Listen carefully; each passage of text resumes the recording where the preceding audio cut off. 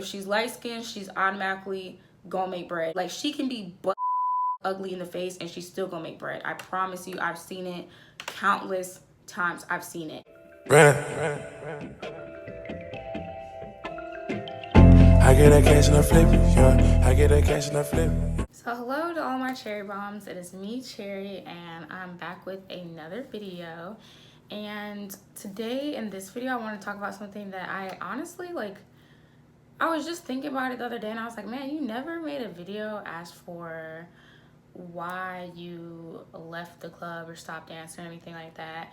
And I never made a video explaining that. And so I had been wanting to make a video going more into depth for why I ultimately was like, this is just not really my vibe. But also, along with wanting to make a video to explain like what all happened with that, I also came across this article that ties into, in a huge way, ties into what all I'm about to explain and tell you guys. So I want to read some of the article to you guys and discuss that, as well as discuss why I ultimately was just like, this is a dub. So before we get into all of that, if you guys are new to my channel, please go ahead and hit the subscribe button. Give this video a thumbs up so that more people can find my content. And then also turn on your post notifications, because I post very sporadically, and the longer you follow me, the more you will see that I don't have a posting schedule, you guys. I'm all over the place. I tell you guys this all the time. So the article that I came across was actually an interview that BBC News did with Lupita Nyong'o. And in the article that she was saying that she said colorism is the daughter of racism. Now, you guys know that I have spoken about this on my channel before. I have a whole in-depth video, you guys. It is like 40 minutes long, and it just had to be that long because a lot of things need to be said for that video. But I have a whole video explaining my thoughts on colorism as a person who is not light skinned, because that's where a lot of people misconstrued what I said and twisted my words to try and be like, oh, you think you're light? No. I said I am on the lighter brown side, but I'm not light skinned. I don't consider myself light skinned. I consider myself light brown, and not even like super light brown, just I'm light brown. Like, people kind of consider me in between a brown skinned girl and a light skinned girl. I'm literally in the middle. Like, I guess to people I'm not dark enough to be considered brown skin, but I'm also not light enough to be considered light skin, but then I'm light enough to where people kind of pick and choose when they want to try and push me into that category, and I don't fit into that category, but their obsession with light skin and light complected women makes them want to try to force me into this category so that they can try to say, oh, I talk to light skin girls. So I'm just like in this awkward middle ground. So I've just experienced a little bit of everything. So I found this article very interesting because in the article, the author of the article explains what colorism is. And so just real quick, I'm going to read that to you guys for those who may or may not know what colorism is that colorism is the prejudice against people who have a darker skin tone, or the preferential treatment of those who are of the same race but lighter skinned. And so this is something that is huge, unfortunately, in the Black community, in the Latin community, in the Asian community, and honestly, Black people, like, we've made it a very, not even Black people, rewind, let me not say that. Black women have made it a very largely discussed topic over the course of the past, I would say, year and a half, because beforehand, we've been talking about colorism, you guys. I know I've been talking about colorism since, like, I was talking about this in high school, you guys. In high school, and honestly, even in middle school, I realized it, and I was very conscious of it and very aware. And just from an early age, I just understood it. Like, I understood what it was. I understood that I didn't like the feeling of it and it wasn't right. And I just always was pretty, like, just very aware for my age of what colorism was. And just very aware that a lot of people try to act like they don't understand what it is or don't know what it is. And so I will say that I feel like Black women in the past year have made it very, like, they brought the conversation to the forefront, and I'm so glad that they have. And I can't even say black women, more so dark-skinned black women have brought the conversation to the forefront and made it like a hot topic. And it should have been a hot topic years ago. This should have been something that we were discussing and talking about. But in the past year or so, it's more commonly discussed. I would say for us, the discussion is very like, we are starting to have it. I feel like the Latin community is still behind when it comes to the discussion. They're kind of starting to have it, but it's still, for the majority, is just like, it just acts airheaded, like they don't know what the fuck it is. And then I feel like the black community too, but it's like I feel like we're just pushing harder for it to be like brought to the forefront and for people to know what it is. And in the Asian community, I personally haven't heard any Asian people talking about it, especially not any with platforms and stuff like that. So I don't know if they're really addressing it. I know there are people who are aware of it, but I don't know if they're really like trying to address it on a large scale, like I feel like black women have been working on the past year or so. But anyway, that is what colorism is. So Nwango also says, I definitely grew up feeling uncomfortable with my skin color because I felt like the world around me awarded lighter skin. She also goes to say that her younger sister, whose skin was lighter, was called beautiful and pretty. And she said subconsciously that translates into I'm not worthy.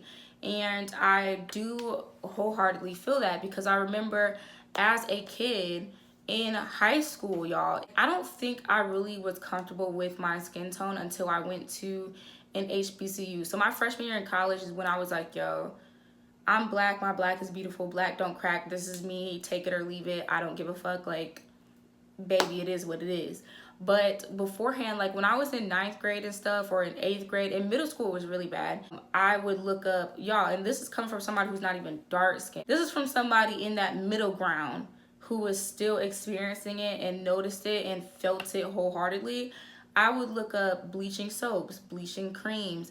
I would look up surgeries that you could have to lighten your skin when I was in 8th grade and stuff, because I would always notice that the lighter skinned girls, the mixed girls, were the ones getting all the boys, all the attention. Everybody was just flocking to them. It was always the mixed girls with the curly hair and the light eyes, and those were the ones that the guys would just, all the guys would flock to. And so as a kid, I internalized this and I saw it and I was just like, man, like if I had lighter skin, I'd be prettier. If I had lighter eyes, I'd be prettier.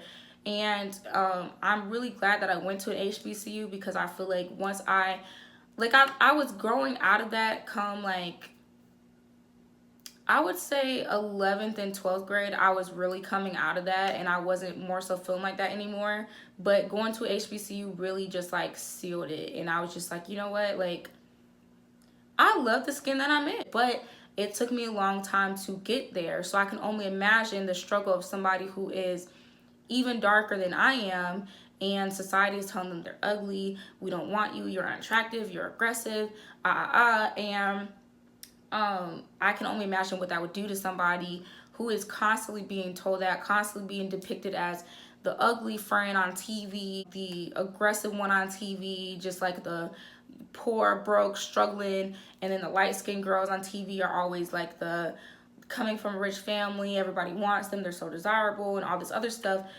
I can only imagine how that would be very bothersome growing up, and how that would be so hurtful, especially when you're seeing those images and then you're also being told, go back to, you know, like people just assume that, oh, if you're dark skinned, you came from Africa, as if you can't be dark skinned and come from Haiti, or you can't be dark skinned and come from Puerto Rico or Colombia. Colombians be dark skinned too, boo. Or, you know, dark skinned and come from, dark skinned people don't just come from Africa. That's where most people associate dark skin to come from. So I can only imagine growing up and being told, go back to Africa. Oh, if you turn off the lights, we won't see you. And all the other just demeaning, degrading things that people say to these dark-skinned kids growing up, that is so trash. And then not only that, but the treatment of darker-skinned women is just like, everybody just acts like when they talk about it, they're crazy or they're over-exaggerating. And when black women in general talk about colorism, it's, oh, you're just basically suck it up, it doesn't exist. So I understand why she said that it was the daughter of racism, because it's literally just like racism. And just like racism, which I also said in my colorism video, people act as if when you say something about it, they act like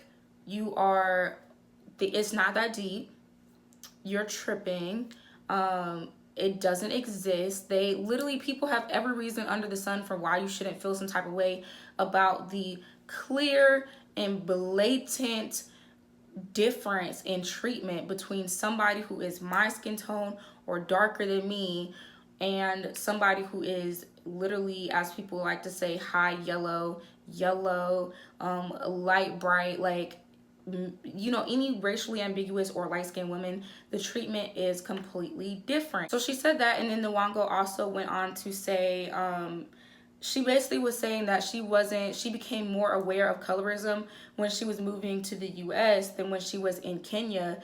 And I guess that was kind of more so because she said the term black was ascribed to her, and then she started to become more conscious of that term and whatnot. And so I feel like it's really interesting because I have a best friend who is Ghanaian, and she didn't grow up in Ghana, like she's from the US. She grew up in New York. But I remember, you know, we've had conversations before where she said she wasn't really so aware of her skin tone or so conscious of it until she came down south. And then it was guys were treating her different because she was darker skinned, or they were acting like she was invisible, or they were commenting on her skin tone, and they just made her feel so negative about her skin tone.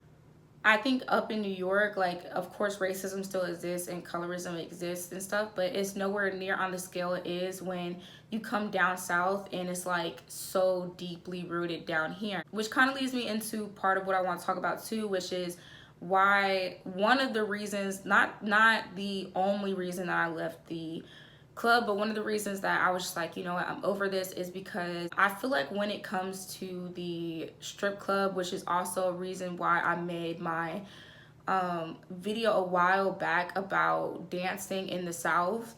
And the reason I made that video was to bring awareness because I feel like everybody on YouTube, every other person is like talking about, like, dancing is no longer taboo. Like, everybody under the sun has videos about stripping on YouTube and dancing and all that stuff, and it's no longer like a, oh my god, she made a video about that and that's like so like taboo. Like, nobody's talking about that. Now every other person is talking about their experience dancing on YouTube. It's no longer like a thing because it is a thing, if that makes sense. You know, like, it's not a big deal because it's such a thing now. Like, everybody just talks about dancing, which is cool. To each his own. Cool. When I first started, I definitely shared a little bit of my experience. I feel like the thing that makes my talking about it different and other people talking about it different is because I feel like when a lot of people talk about dancing or being in nightlife or being in that setting or anything, it's like everybody talks about it and making money and doing this or doing that. Nobody ever be talking about colorism in the club. I think one of the most frustrating things being in the club was that I've mentioned this before, is that I'm in the middle. So I'm not light enough to where when you're in a club setting and it's dark and the lights are very dim and you can't really see people, I'm not light enough to where you can see all my features and you can just see me like first thing. You know what I mean? Like, if that makes sense. Like, I mean, I know people like to joke and say, oh, if you turn the lights off, you won't see this or you won't see that. But to a degree, when you are in settings with dim lighting, it is easier to see the features of a light-skinned person than it is to see the features of somebody who is not as light. And I've experienced that because being brown skinned, when I'm in the club, when you're in these clubs, because a lot of the men in these clubs are so brainwashed when it comes to the Eurocentric standard of beauty, it's like you're in these clubs and they are automatically, and I've said this several times before, so I'm really not saying anything new, but they either are going for the lightest girl in the club. It does not matter. She can be stick thin, she can be thick, she can be in the middle. It doesn't matter. If she's light skinned, she's automatically gonna make bread. You can't tell me no different. Don't argue me. That is what it is. She's gonna make bread. If she's light skinned off gate, she gonna make bread. Because they flock to them, because they feel like she can be butt the fuck ugly in the face and she's still gonna make bread. I promise you, I've seen it countless times. I've seen it. And if you are darker in the club, and or at least in the urban clubs, and I also think I touched on this too, in the white clubs, it's okay if you are a slimmer built, if you are skinny. If you're slim thick or you're skinny in the white clubs, you're good to go. Like, you're gonna be fine, you'll still make money. But the thing is, but then you can't have any tattoos, because in the white clubs they don't feel like that's classy or anything if you have tattoos. So if you have tattoos, you automatically really can't really work in the white club. Depending on what city you're in. In the South, if you have tattoos, you automatically can't work in a white club. That's gonna be a dub. And so it really only leaves the urban clubs. Now, in the urban clubs, yeah, you can have tattoos and stuff, but I feel like from my experience and from what I've seen, in the urban clubs, you only make money if you are either a light, bright female, because they off gate are gonna make bread, because the standard of beauty to a lot of people is the lightest thing in the room. So they are automatically, we're not even talking about them right now, because they're always gonna make bread. And when anybody says that, it's like a lot of these light-skinned women, they don't get it. So they get mad and they're like, oh, you're trying to say that we only make money because we're light-skinned. That's not what I'm saying. Because some of them really do be fucking it up in the club. They can dance their ass off. They be killing it. Straight body in the pole, straight body in the stage, doing amazing. But then some of them don't be doing shit, can't dance, no rhythm, nothing. And just because they're light-skinned and may or may not have a cute face, but really just because they're light-skinned, they are going to automatically make bread. And then on the other side, and why I mentioned the whole tattoo thing is because if you have tattoos, you've already canceled yourself out basically from the gentleman's club, the white clubs and stuff, where it's okay to be skinny.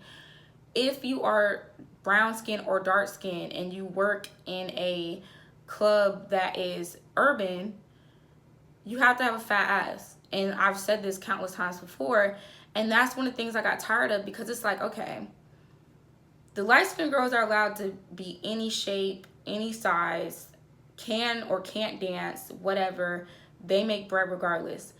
The brown-skinned and dark-skinned girls is like, okay, well, your ass gotta be fat or you're not making no money, because you're not light-skinned, so I'm not giving you no money already based off that. And if your ass is fat, I'll give you money because your ass fat. And, you know, you can dance your ass off, but is your ass fat though? It's like the standard is so much different for us as brown skin and dark skin girls than it is for the light skin girls in the club. I got so tired of it. I feel like it's either you get dark skin girls talking about their experience in the club, but they also had a fat ass, so either way, like, you was set. Or you get light-skinned girls talking about their experience in the club and they're not aware of colorism at all, and that's not something they care about or want to talk about. So you don't hear about that, you don't get that perspective. And I'm not saying this to say, oh, the only reason y'all make money is because of this, or the only reason you make money is because of this. I'm just shedding light on something that happens in the club that I just don't be hearing nobody talk about. I don't. And so not only that, but like, I just didn't like the whole tip out used to give me anxiety, okay? And the reason tip out gave me anxiety, I don't know if I talked about this in any of my previous videos, but the reason tip out gave me anxiety is because you just never know if you're gonna make it back. And it would be one thing if, like I was saying, like if you're one of these people who just like light skin or got a fat ass and you're just like, okay, I know I'm gonna make money regardless, because if you had a big butt, you really don't have to dance. Honestly, I'm gonna keep it a buck, you don't. Half them girls with the huge fat, they don't be knowing how to dance. They don't do no pole tricks. They don't even touch the pole. They have about 3 tricks they do with their butt. They have about 3 dances they do all together, and because their ass is so big, that's it. They don't be having to do nothing, literally. Y'all, like, this is no hate. No hate. I'm just being completely honest. So, I feel like if you weren't one of those 2 things, then it's like, you're not guaranteed to make your tip out back, because you actually got to work for your shit. Like, you just be watching people not do nothing, and because of certain factors that you're not in control of, they be making bread, and you just be sitting there like, dog, like, this is not it. And then I do know that I touched on the fact that when you go to the white clubs versus the black clubs, and I talked about this too, is a lot of these urban clubs, it's just not what it used to be. It's not. And because it's not what it used to be, they be making money off the dancers. They are not making money off of people just coming to the club, because it's just not what it used to be. The era of the club being like girls walking out with 3 or 5 stacks in one night on regular ass nights is just not what it used to be. And that is because of the fact that now, and this is no shade to the girls on Instagram, but the girls on Instagram have made it so that everything is just so accessible that it's like, if I can go watch a girl on the gram twerk and shake her ass, why am I going to go pay to watch it in person and then pay to get in and also give her money as she's dancing for me if I can go watch on Instagram for free? And another part of it that I feel like is like annoying is that when you go to the urban clubs, you have these high ass the fuck tip outs for no reason, y'all. And when I say for no reason, they be high as fuck, and they be in cities where it's like, you know, this is not the type of city where people are going to be blowing enough of a bag to where you need to be charging all these girls this high ass tip out. You are charging them this high ass tip out because your club is not making the money that you want this club to make. And so you're like, okay, if I have you know, if I have 20 girls come in and I charge them all $100 tip out, then you just made 2 bands off 20 girls coming in to dance, and you know, they're paying $100. And because of the nature of where some of these clubs are, or the clientele, or the fact that they're just not popping like that, she just paid $100 to dance and might make, maybe if she's lucky, $350. So you just paid $100. And your profit was what? So your profit was $250. You can make $250 bartending somewhere. Like, y'all seen on my Count With Me video, I done made more than that bartending. So it was just like, it was not adding up. It was like, dog, like, you pay these high ass tip outs, you not making an oppressive amount of money, like on average. Now I'm not saying like nobody is making money, because I know people just be getting in their feelings, they try to twist shit. I'm not saying nobody be making money, but it's just not an oppressive enough amount to be in there taking your fucking clothes off, dealing with these niggas. You don't even want them in your face. They're annoying as fuck. They breath be hot as hell. They don't have no conversation for you of substance other than, oh, what you doing after the club? No, we do not want to go home with you after the club. We don't fucking know you. And if you have girls going home with you after the club, do you really want to fuck with somebody who just gonna go home with a stranger after the club? They don't know you, they don't know your name, they don't know your sexual status, whether you have anything, whether you're clean, dirty, did you take a shower today? No, none of that. And them the type of people you want to be taking out with you outside the club. Security would be creepy. I've had, you know, instances where me and one of my friends, I don't know, I talked about this before too, where security had tried us in the club before, and she smacked the fuck out of him because she was just like, yo, like, what's wrong with you? Like, you're security, like, you are a creep, like, ew, gross. And yeah, it's just a lot. It's a lot. And gone are the days where people just are making like a super big bag on the regular in the club, unless, and I've said this before, unless you are in a tourist city. If you are in a tourist city, like if you're in LA, New York, Atlanta, you have the ability to make a lot more money.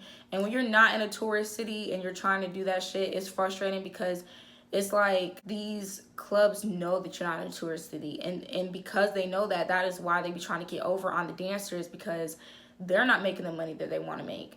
So that was one of them. And then also, I feel like in the club, and again, this is not knocking sex workers, because as a dancer, you are still a sex worker. In that field, it's too many girls that have lowered the standard for, honestly, that have lowered the standard for sex work. If you're gonna do it, like I said, it's not my cup of tea, but if you're gonna do it, then it's like, okay, you got girls in the club doing something strange for some change, and the change be $50. And then because they have made that the standard, every single client who comes in after them assumes, like, oh, well, she did this for 50. So unless you trying to do this too, why am I paying? If I can get this for 50, why am I paying you and you're not even trying to do all that? And so girls have made it the standard, because they be sucking and fucking in the club.